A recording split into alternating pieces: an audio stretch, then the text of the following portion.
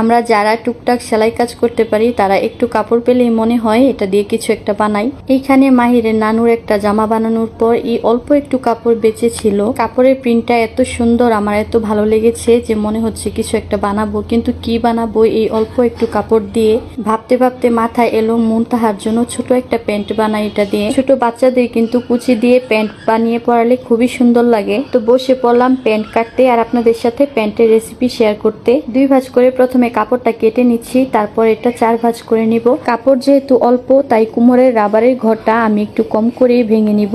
তারপর প্যান্টের নিচের দিকটা ভাঁজ করে নিব। ভাঁজ করার আগে যে সুতাগুলো বের হয়ে আছে এগুলো একটু কেচি দিয়ে কেটে নিব। নিচে দিয়ে আমি রাবার দিব, সেজন্য অল্প একটু ভেঙে নিচ্ছি। আপনারা চাইলে রাবার না দিয়ে সোজা সেলাই করে ফেলতে পারেন। প্যান্ট বানানো কিন্তু খুবই সোজা, আপনারা মনোযোগ দিয়ে একটু দেখলেই হবে।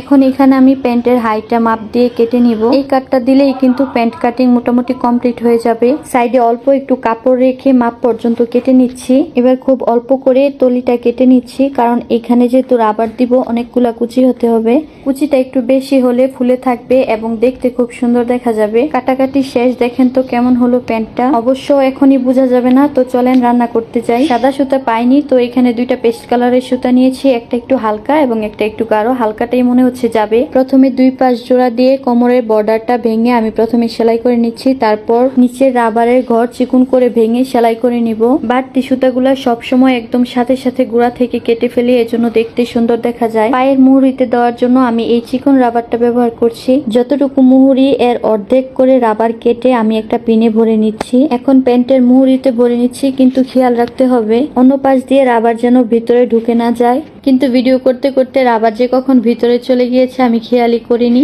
এই তো 2 পায়ে রাবার সেট করে ফেলেছি। এখন কোমরে দেওয়ার জন্য এই মিডিয়াম সাইজের রাবারটা আমি ইউজ করব। কোমরের রাবারটা বেশি একটা টাইট করব না, তাহলে কিন্তু কোমরে দাগ পড়ে যাবে আর পরতেও কষ্ট হবে। এই তো মাত্র 2 মিনিটে হাফ প্যান্ট বানিয়ে ফেললাম। হালকা একটু বড় সড়ো হয়েছে, কিন্তু তাতে সমস্যা নেই। প্যান্টটি কেমন হয়েছে আপনারা কিন্তু কমেন্টে জানাবেন। এমন আরো অনেকগুলা প্যান্ট বানিয়েছি মাহির আর মুনতাহার জন্য। একদম ছোট থেকেই মাহিরকে সবসময় বাসায় বানানো প্যান্টই পরাই। দেখা যায় কেনা প্যান্টগুলোতে রাবারগুলা টাইট থাকে এবং বসতেও সমস্যা হয়।